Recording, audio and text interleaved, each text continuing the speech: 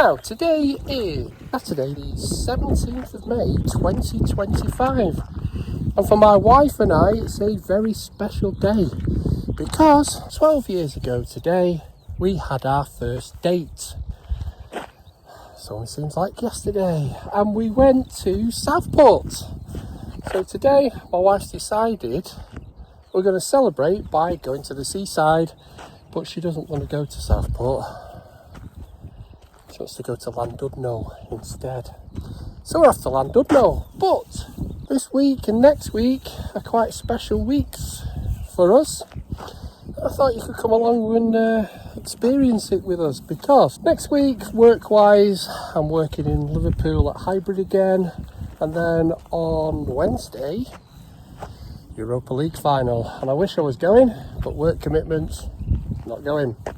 So I'll just have to watch it on telly. Anyway, then on Friday, which is the 23rd of May, that's also a special day for my wife and I, because it's our 10th wedding anniversary, and it's also my daughter Catherine's birthday.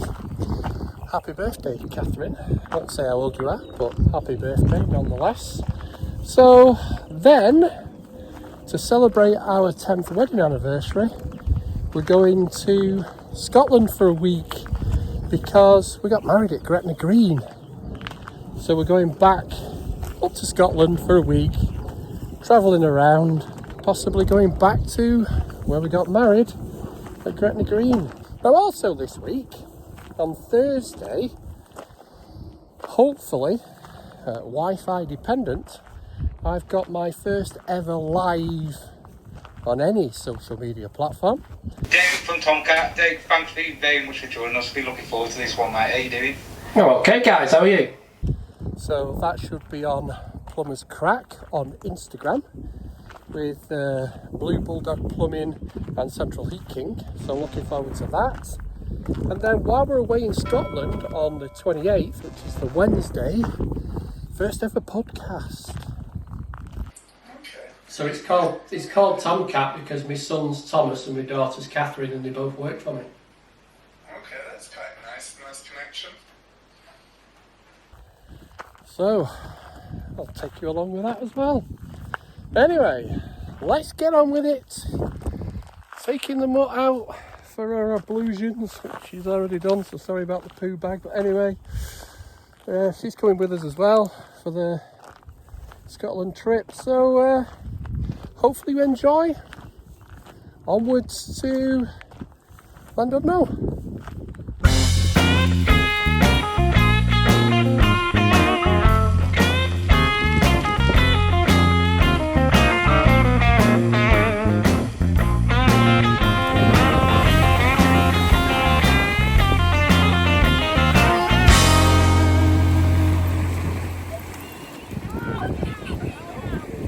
Now, Llandudno holds a special place in the hearts of myself and my wife because our very first Valentine's Day we stayed here in Llandudno.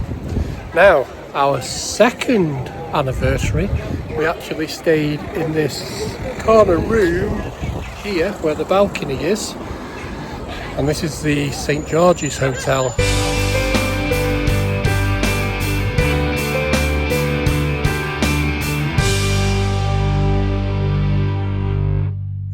Now that is the one I thought I'd chosen, so we did have to come back the second year because the one I actually did choose was the Grand Hotel here, you can see, which the only grand thing about it was actually the name. Yeah, it wasn't good, but that place is also where they filmed a few scenes in Yanks, which I've done a full video on, and if you haven't seen that video I will leave a link in the description down below because Richard Gere starred in it. So, amazing place Llandudno is. Now in the front of Llandudno they're doing this car fest with VW campers, but look at this, do you remember the rally choppers? And this one is the one I have. And it's even got the same lights on it that I used to have as well. The red one with the yellow writing is the one I had. My mate Chris Ryan had the blue one, but I think it was blue one with dark blue writing. But they haven't got that one. I think it was blue with dark blue because he's a Sea fan and I'm an A fan. Anyway, bit of nostalgia for you. Even more nostalgia, it's like going back to the 1970s. It's a Punch and Judy show. Now, I haven't seen one of these for a donkey's years. Now you will do that for me this time, won't you, everybody? So let's go and have a quick look at the Grand Hotel and the pier. Now, back to the Grand Hotel and Valentine's Day. We stayed in this end room here, the third balcony, and it turned out to be the same room they used in the film Yanks. So while we're on the subject of film locations outside of Tameside, they went to Wales to film this part. So they went to Hill Terrace in Llandudno and they went to the Grand Hotel. Now the Grand Hotel in Llandudno has a special place in our hearts for myself and my wife Charlotte, because it was the very first hotel we stayed in on our very first Valentine's night or Valentine's weekend away. And we actually stayed in the room where these two guys were staying when they were hanging out the stockings. It wasn't a fantastic room, as you can see. It wasn't fantastic weather and the food was rubbish. But on the way home from Llandudno, we got engaged. How amazing was that? Now, the last time we came to Llandudno, I came with my parents. And as soon as my dad is no longer here, I thought, I'd come for something to eat. And this is the chippy where we ate. So we're going in here. Haddock and chips, I think. So just a little haddock and chips then. Well, it's beaten me. Couldn't finish this last chip. It didn't really beat me. I dropped it on the floor. So this is the shop my wife wanted to come to. Listers. First time we came here on our first Valentine's Day, she bought a chicken, which we've still got, and we still put our eggs in it. And the second time we came, she bought some stuff for France. And the third time we're here, God only knows what she's going to buy. But I did say she could have anything she wanted. Don't think that was a good idea. But hopefully she doesn't find anything. So I've got to stand outside with the dog. Charlotte's already said. She got her eye on this candle holder. 200 quid. I think I've got off pretty lightly if that's all she wants. Anyway, we're staying out here, aren't we, Rose? Rose? We're staying out here. So Charlotte's just come out for my wallet. She's having the candle holder. And she's bought a dress. It's interiors. How can they sell dresses in an interior shop? It's not a clothes shop. But my wife can find places to buy dresses anywhere. Anyway, I do know the candle holder's 200 quid. I don't know about the dress yet.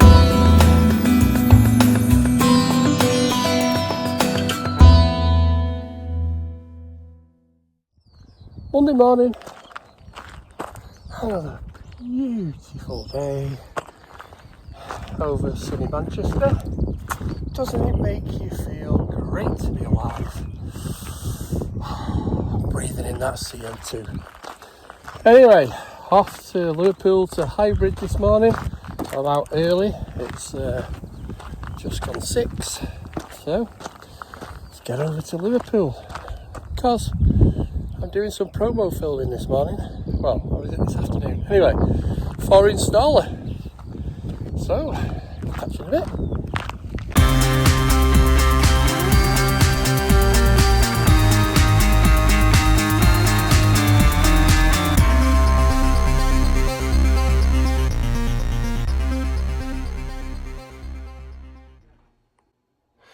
That's my classroom sorted out.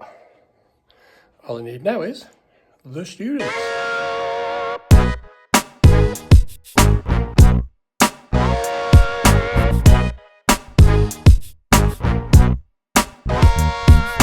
Installer Live is a big exhibition for all the manufacturers. Plumbing and heating, tools, solar panels, air source heat pumps. It's everything a tradesman can want to see really. I've been the last 3 times to Installer. It's just a great place for networking, meeting other tradespeople, manufacturers. This year is the biggest Installer's ever been. Last year they had it over 2 floors. This year there's going to be 3 floors with tools and equipment as well as plumbing and heating and solar panels and stuff. So I'm looking to see all the different stuff what's available.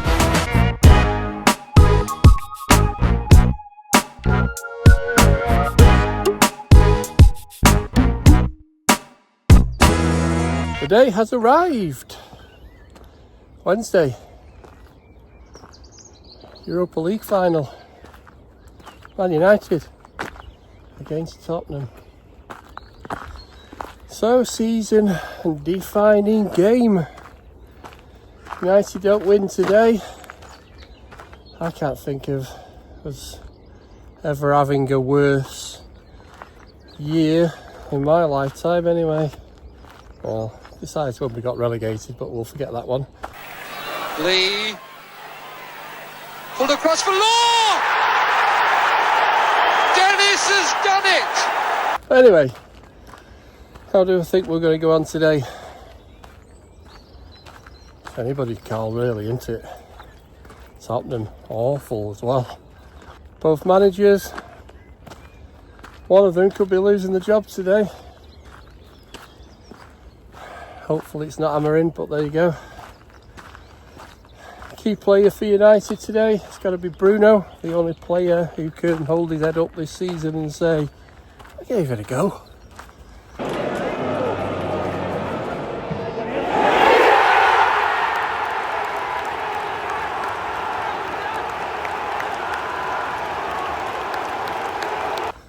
suppose that's not fair on Dallo. Everybody slags him off at Old Trafford where we're sat, say how rubbish he is. But the lad gives 100%. Hopefully he's going to be fit for today. So, going to talk about Onana.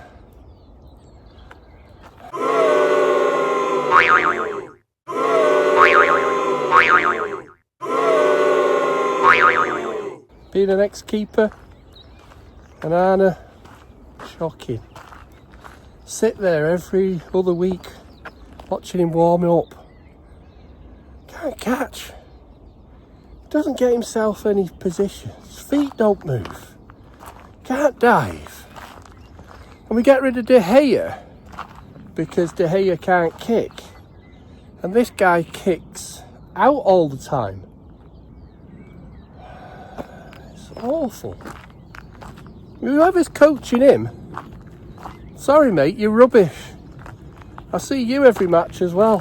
I can't remember what he's called, but he looks like he can't walk. I think he's 63, I think. He needs to give up because he's just awful. So, better give a score prediction, haven't I? So, my heart is saying 3-0. Bruno 2, Maguire. Maguire's not had a bad season as well, so, but anyway. My head says it's going penalties. And it could be anybody's game. And then Onana could be amazing. And I'd love him to bits if he saves us. Hopefully that doesn't happen. Well, if it does go to penalties, it does happen. So, very nervous for today.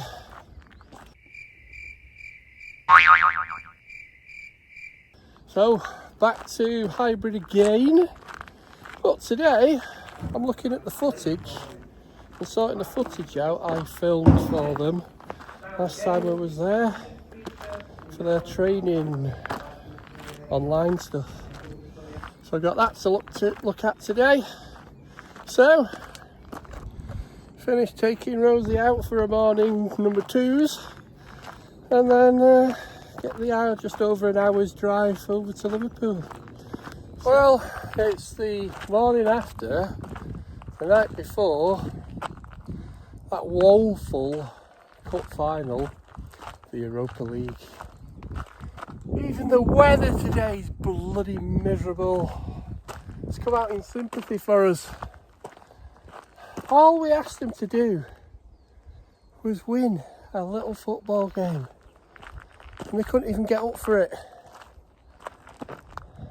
You couldn't say they were one United player played well, and to lose by that absolute scrappy rubbish goal. Oh, anyway, God, the season's over. Oh, we've got one more game left, but I won't be going because we're in Scotland. Anyway, today, Thursday, it's freezing. It's freezing. I'm just going to put a coat on, I'm freezing, my hand's cold. Anyway, what am I doing today? Back to hybrid. But tonight, I'm doing my first ever live on social media, on the gram, that's Instagram, with the two boys from Plumber's Crack. So, Central Heat King and Blue Bulldog Plumbing. So I'm looking forward to that. Now this will go out after that, but anyway, if you do watch it, I hope you enjoy it. So let's get over to Liverpool and be miserable all day. I mean, and stop being miserable, because tomorrow, our wedding anniversary, 10 years. We've still not decided where we're going yet, so we've got that to decide today. And then Saturday, we're off to Scotland for a week. So let's get on with it and enjoy this day, hopefully. Wedding anniversary tomorrow. I think I better go and get my lovely wife some flowers and champagne.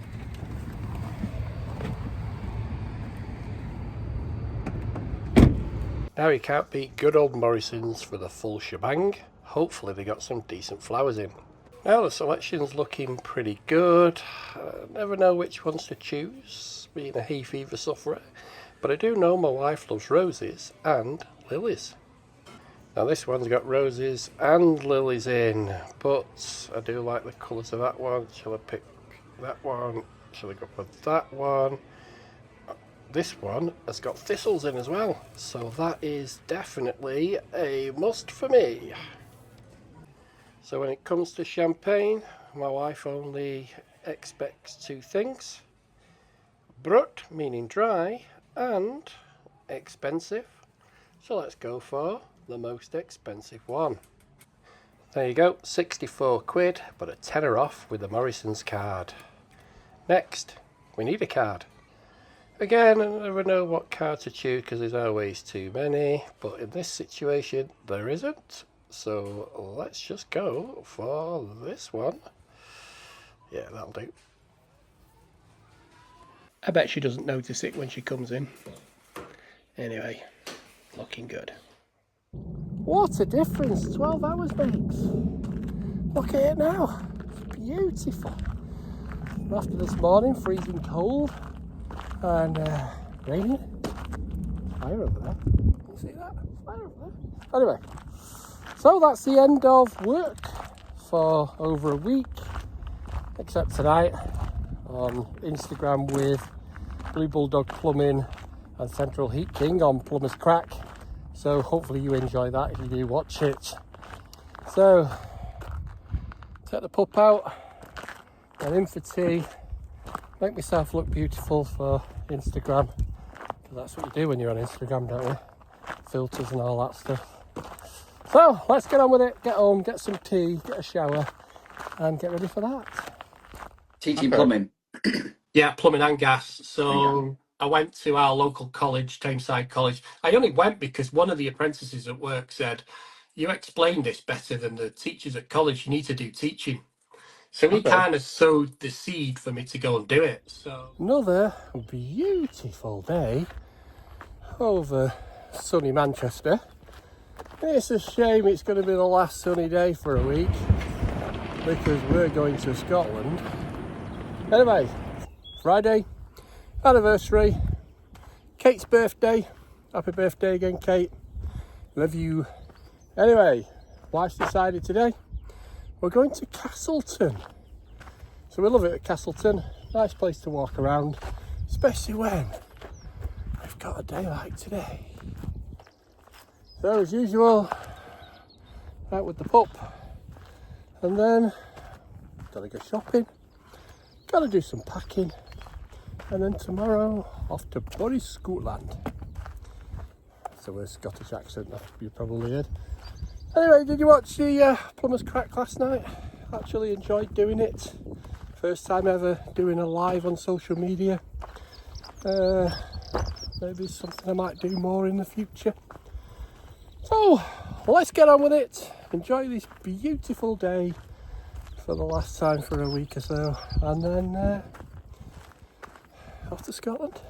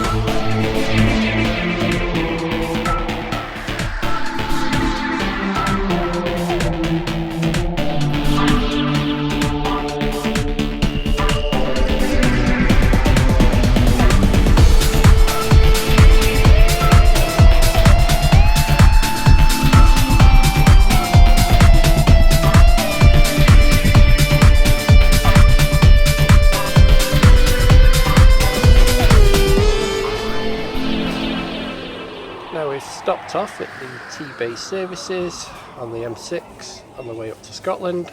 As you can see, massively busy, so we got some takeaway. We got a meat pie, which was very delicious.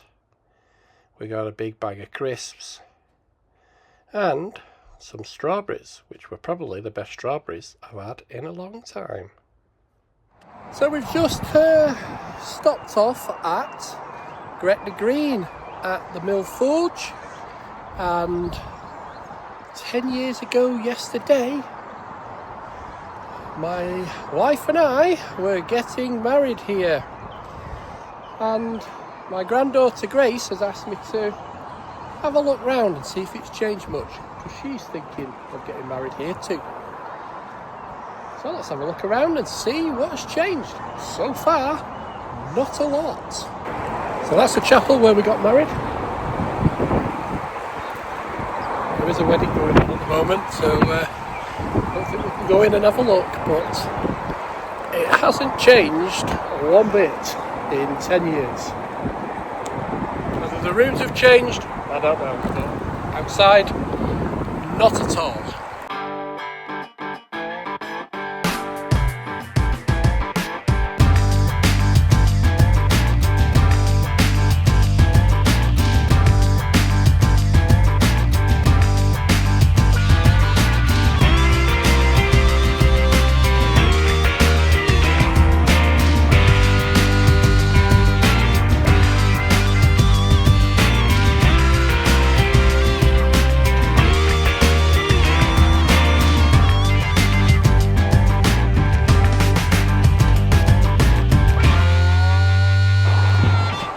Room right behind us there, this one in the corner.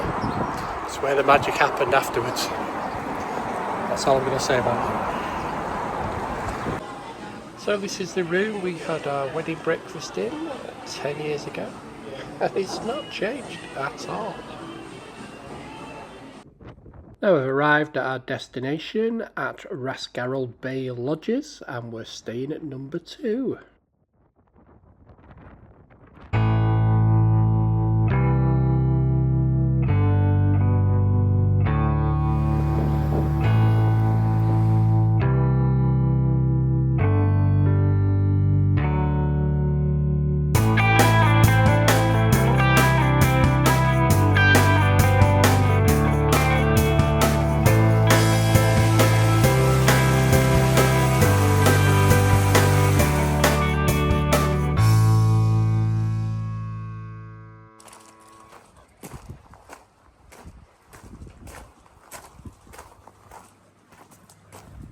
So let's go and see what this lodge has to offer. Looking pretty good so far from the outside. Just up these 3 little steps and into the hallway. Let's go right, and here we've got the open plan living room and kitchen, stroke dining room as well. Very nice kitchen indeed. Let's go and check out the bathroom. Door on the left here, the bathroom. Ooh, straight away Charlotte's going to be happy. It has a bath, obviously wash basin. Oh, a huge shower as well. Very nice bathroom. Probably one of the best we've been in so far. Looking good so far. Let's check out the bedroom. Now there is only one bedroom here, even though the advert does say there's 2, but there's just one. TV in the bedroom. Not that we will ever turn it on. Here is a dressing room. Let's get the light on. That's better. You can see me now. So, loads of places to put our clothes. So they won't just be lying in the suitcase for the week. So, light back off. Let's go back into the living room and see what else we've got. So there's a door here in the hallway, so I think this is washer and dryer. Yes, it is. There's the washer, there's the dryer. Very nice. Little place hanging coats up as well. So, all in all, looks very, very nice. Let's have a look at the view across the Irish Sea. Look at that. Wind turbines. Anyway, that's where we're staying for the week. Pretty good. Now, if you watch my videos on a regular basis, you will know during Easter we went to the Isle of Wight for work, and we went to Adgestone Vineyard, where they make this very expensive sparkling wine. And this is exactly what we've been saving it for. Well, the lady behind the camera is not saving it for because I don't drink. But anyway, here we go. Gotta get in the bloody thing first.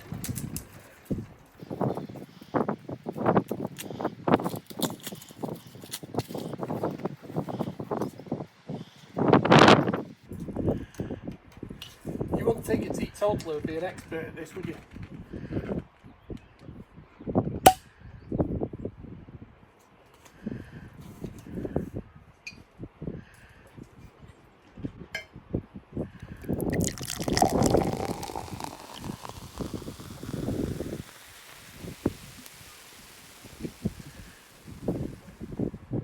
Poured like a professional.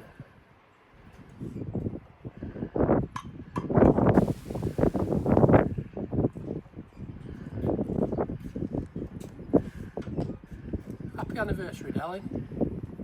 Enjoy. Thanks, baby. Love you. We do.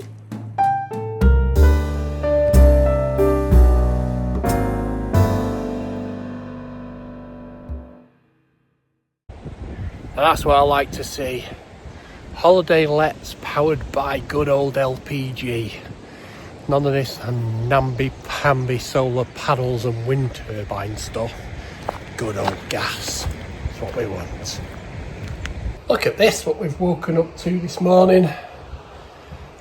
We didn't expect this. We expected rain.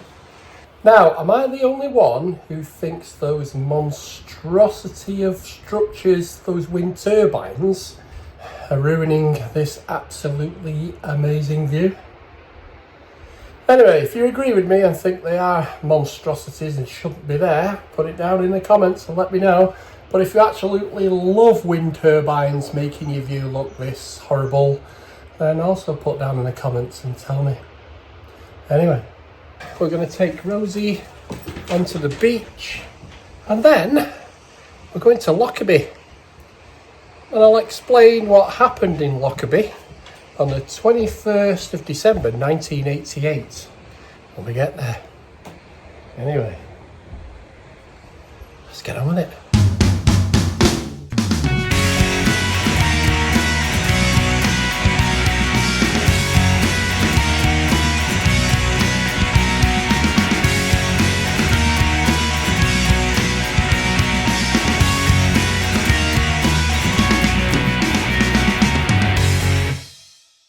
Now we've arrived at Lockerbie and we're at this very discreet garden in the middle of a residential area. And if you blink, you could just drive past and miss it. Now this place looks like a bit of a local park, but it is actually the Lockerbie Memorial Garden. Now this is Sherwood Crescent behind me, and this is where 11 of the residents of Sherwood Crescent died when the wing of the Pan Am 103 crashed here, creating a massive crater. It said it hit the ground like a meteorite and just obliterated this area, which has now been turned into the Memorial Garden to commemorate the people who lost their lives here just being in their houses. It's not much of a memorial for them, just this little stone here with a plaque, but it's something. Now the plaque is in remembrance of the 11 residents who lost their lives here. So Maurice Peter Henry, Dora Henrietta Henry, Mary Lancaster, Jack Somerville, Rosalind Hannis Somerville, their children Paul and Lindsay Ann, and all the victims of the Lockerbie air disaster, who died here on the 21st of December 1988. Pan Am Flight 103, flying at 31,000 feet from London to New York, was just south of the town of Lockerbie when at 7:02 p.m. on the 21st of December 1988, a timer detonated an explosive device, exploding inside the plane's cargo hold.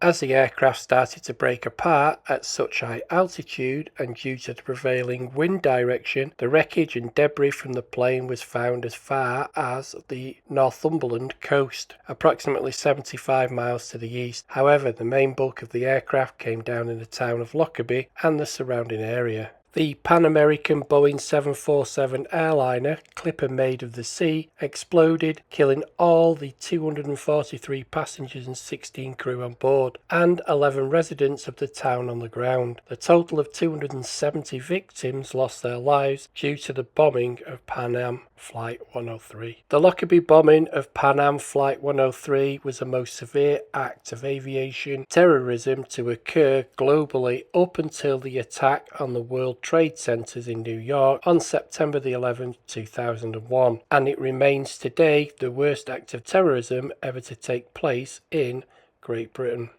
The wings and engines 1, 2 and 4 landed in Sherwood Crescent. The impact of the wings and the resulting explosion of the remaining engines and fuel formed a crater 8 metres deep and 47 metres wide. The explosion destroyed 5 bungalows and claimed the lives of 11 local residents. Many of the victims that could not be identified were recovered from this crash site. The rear fuselage and landing gear also landed in Lockerbie. They came down in the residential area joining Rosebank Crescent and Park Place, damaging a row of houses and destroying the end house. Miraculously, there was no loss of life on the ground in this area. This part of the crash site marks the start of the northern trail of debris. This is what the area looks like today on Google Maps. Now this is the main cemetery, which is just outside Lockerbie, and there is a visitors centre, and this is where there is a bigger, better memorial for the 11 residents and the 243 passengers who died on Pan Am 103. So let's just point it out on some of the gravestones. It actually tells you where they died, which we've never seen before. Like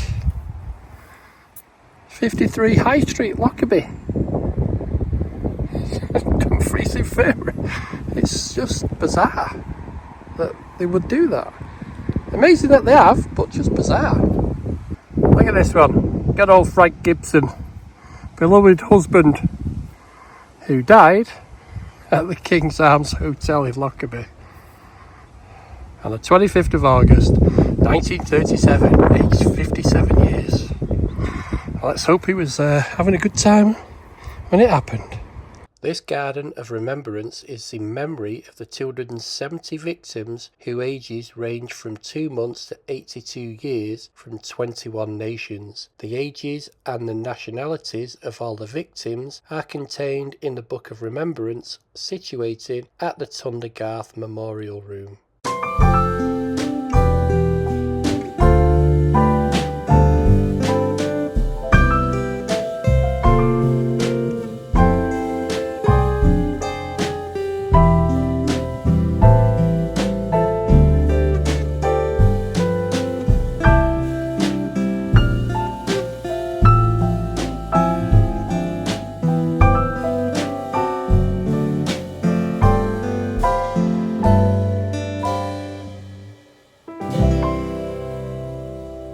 Now this building behind me here is Tundergarth Church, which is about 4 miles east from Lockerbie. It's not the church I've come to see, it's literally this field across the road here. Now if you'd approached this gate on the 21st of December 1988, this is what you would have seen. So this is the location where the nose cone, cockpit and part of the first class of the Boeing 747 landed. Approximately 3 seconds after the explosion, the change in pressure inside the airliner caused the nose capsule of the plane, including the cockpit and part of the first class cabin, to break away from the rest of the plane. In detaching, the nose cone collided with the right wing and engine number 3, separating from the wing. The cockpit landed in the field next to Tundergarth Church, 4 miles to the east of Lockerbie. Other parts of the main body of the plane also broke apart and fell across rural farmland to the east of Lockerbie, comprising what became known during the investigation as the report as the Southern Trail, which effectively formed a straight line from Lockerbie across the southern Scotland all the way to the North Sea and northern England. The recovery operation and subsequent investigation involved agencies from across Scotland, the rest of Britain and the USA. It is estimated that approximately 1,000 officers were required per shift from the police alone to search and preserve the crash site and search the locations. RAF helicopters were used to access remote sites, allowing parts of the wreckage to be taken to the MOD Longtown for technical investigation. The reverse engineering process would establish that the bomb, rather than a malfunction to the plane, caused the crash and the loss of life. Now we're just passing through Loch Maben, which is the actual ancestral home of my wife's family. And it's also supposed to be the birthplace of the guy just here, Robert the Bruce. So if you've watched the film Braveheart, you'll know who Robert the Bruce was. Some say he was born here, some say he wasn't. But we're going to have a quick whiz round where my wife's family's from. So I can see why my wife's family moved from here to set up a farm in Stockport, because there's not a lot going on. Nice tractor though. Today's Monday and the weather is not looking too good this morning. It's a bit colder and, as you can see, very, very cloudy. But the good thing is, you can't see those rubbish wind turbines from here.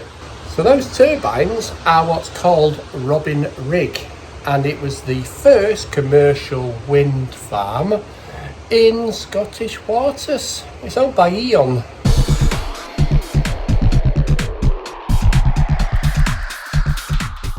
Robin Rig, east and west, are located on a sandbank in the Solway Firth, midway between Galloway and the Cumbrian coast, and with an operation base in the port of Workington. Construction of the wind farm started in June the 1st, 2003, and operations started on April the 1st, 2010. There are 58 wind turbines, and combined they provide enough electricity to power approximately 137,000 homes and offset around 230,000 tonnes of CO2 emissions each year. The hub height of each turbine is 80 metres, the rotor diameter is 100 metres, each turbine produces 3 megawatts and the installation capacity is 174 megawatts. And they are 11 kilometres offshore at a water depth of 30 metres.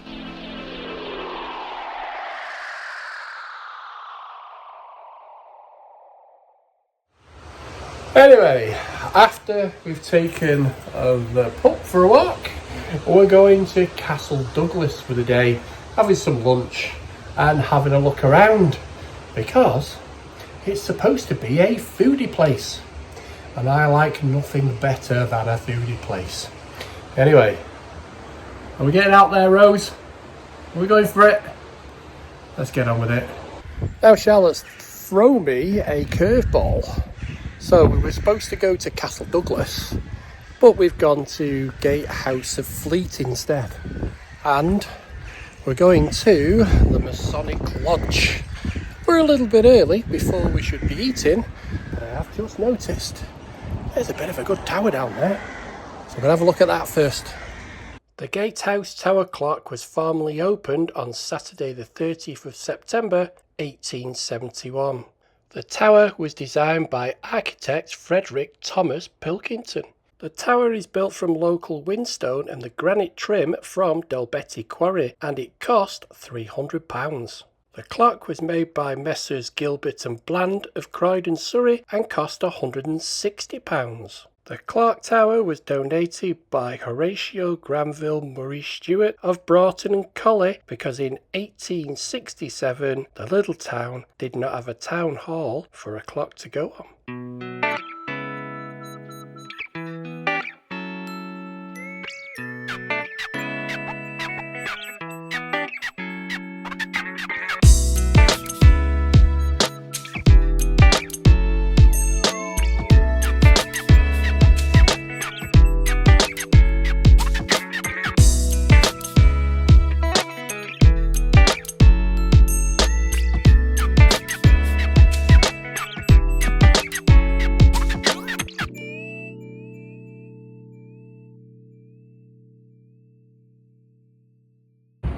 Now we just got back from our day out and it is absolutely scything it down, so I don't think we're going in the hot tub tonight. Now it's just literally stopped raining and look at this. This is incredible. We have got two of the most magnificent rainbows I have ever seen in my life. I have never seen the start and finish of a rainbow ever.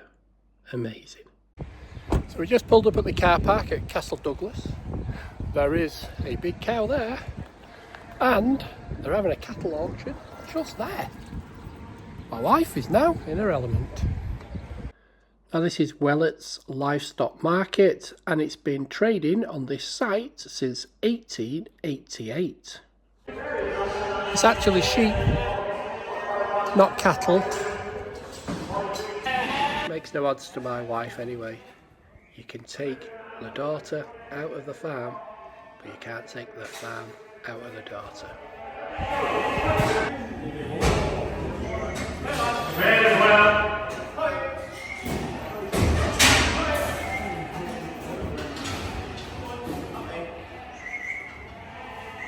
These are top ones this minute.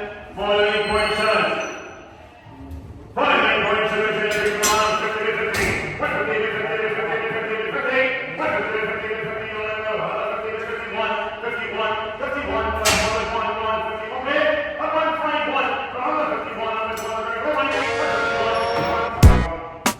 One of the most striking features of the town Castle Douglas today is the clock tower that is visible from miles around. The original tower was built by Sir William Douglas but was destroyed in a fire in 1892. The replacement one met the same fate 40 years later. The present clock tower was donated to Castle Douglas by Henry J. Hewitt of Paterson, New Jersey, USA in May 1935. Now I'm just about ready to go in and do my first ever podcast with Field Rocket. A bit nervous, but really looking forward to it. Let's get on with it then. Could you talk a little bit more, please, Derek? What would you like me to say? Anything. What a beautiful day we're having here in sunny Scotland. I'm guessing there's some sarcasm in there. Well, this is the best day we've had so far. We've been here since Saturday, and it's the best day we've had, and my wife's not too happy because I'm sat in here talking to you. Well, I appreciate you taking your time out for this. How did you sort of get into or start a trading school? How did I get into it? Well, an apprentice who I was working with, when he said, "Oh, you explain stuff better than the teachers at college." He said, "Why don't you go into teaching?" And he kind of sowed the seed for me to get into teaching. So I went to a local college, Tameside College, and spoke to them, and the rest is history, really. But I started Tomcat because of a serious car accident. Okay. So I was paralysed for 6 months, and I was out of action for 12 months, and they said I'd never work on the tools again. So they wanted me to, basically that was the end of my career. But obviously I needed to earn money, and because of the teaching I decided to set up Tomcat on my own. Well, with my daughter. Okay. So it's called Tomcat because my son's Thomas and my daughter's Catherine, and they both work for me. Okay, that's quite a nice connection. It must have been quite a serious accident. Yeah, I pinched my spinal cord. So a lady decided to run into the back of the van while we were stopped at traffic lights. There's not much you can do about that. No, not at all. Were they travelling at speed or? No, they reckon the police, when they did the investigation, she was doing over 40 and it was a 30 zone, and she was putting her makeup on at the time. So she obviously didn't see us stopped at the traffic lights and ran into the back of us. That's the end of the podcast. I actually filmed 3 in one go, so look out for them coming soon. Now, because Charlotte's had to tiptoe around the holiday let all day because of the podcast, I thought I would treat her and bring her out for tea. So we're back at Castle Douglas, and I thought I will try out the King's Arms. So let's go and see what this little pub's got to offer.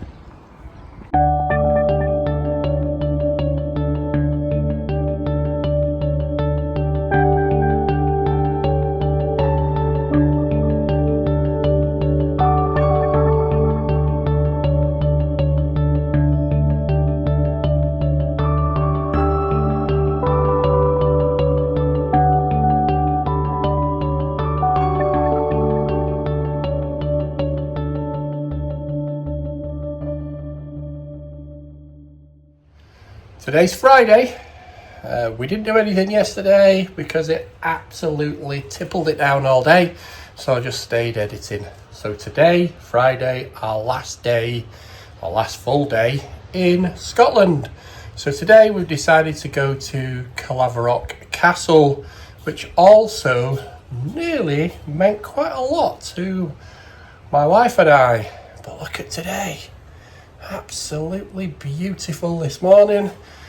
So let's get on with it and get over to Caerlaverock Castle. I'll explain why it was nearly something special for us. Now we finally arrived at Caerlaverock Castle after the sat-nav taking us an hour out of our way. Anyway, we finally got here. So if you wanted to know what Caerlaverock means, it means the fort of the Skylark, I have just been told. How amazing is that?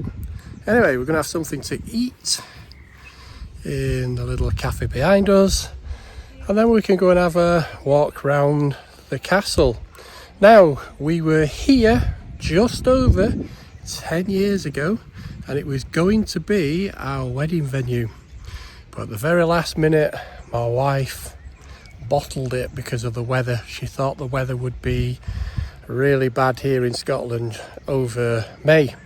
Turned out to be one of the hottest days of the year, and I got sunstroke on my wedding day in Scotland on the 23rd of May. Anyway, we're going to have a look round again, just so my granddaughter Grace has got some pictures to see whether she wants to have her wedding here, which would also be amazing. Anyway, let's go and get something to eat.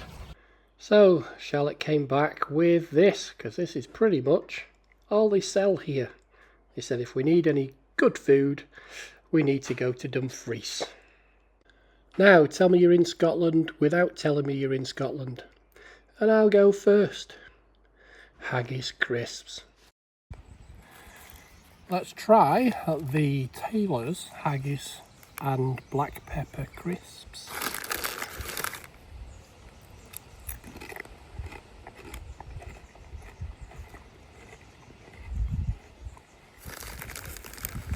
Taste the black pepper.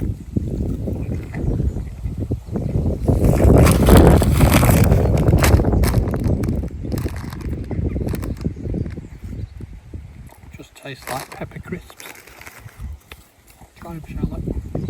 Caerlaverock Castle's history is a story of sieges, family ties and architectural changes, spanning from the 13th century to its abandonment in the 17th century. Initially built as a moated triangular castle, it was a stronghold of the Maxwell family for centuries, withstanding the wars of the Scottish independence and numerous sieges. As well as a castle, there is also a little exhibition on the siege by King Edward I of England in the 1300s. King Edward I led an army of over 3,000 soldiers to Scotland, and in July they arrived at Caerlaverock. The English set up an enormous camp outside the castle walls and threatened to destroy the castle if the garrison inside didn't surrender. Despite a strenuous effort to repel the attackers, the castle fell after a short time. When the gates were opened, it came as such a surprise to Edward's army that Caerlaverock was being defended by only 60 men. Most were freed, but some were hung from the castle walls. A poem was written about the siege called The Song of Caerlaverock. This means that the siege of Caerlaverock is one of the best documented of its time. We know the names of all 87 English knights and even the colours of their shields. Unfortunately, we know nothing about the Scottish garrison inside the castle.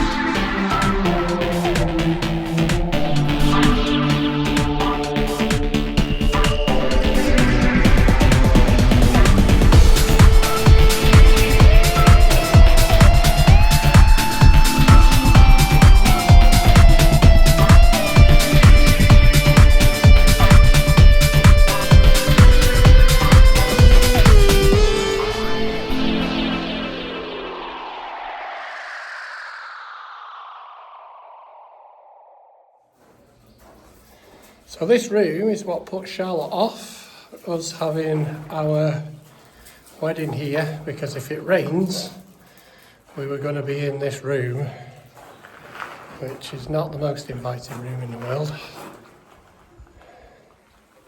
Well, I suppose it would have done, but that's why we went to the Mill Forge.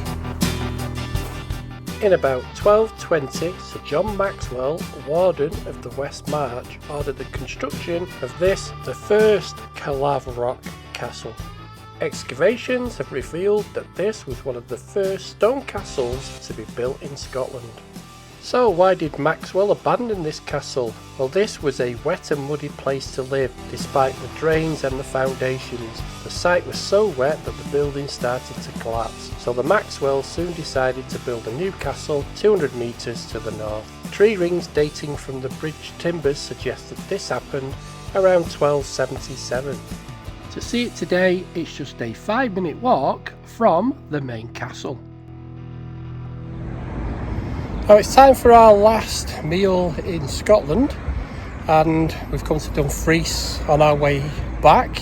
So we've got Lockhart's Farm we're going to try out, because on the menu it's got chocolate sundaes. And it's hard to find a pub that does chocolate sundaes. Anyway, let's crack on and find out what it's like.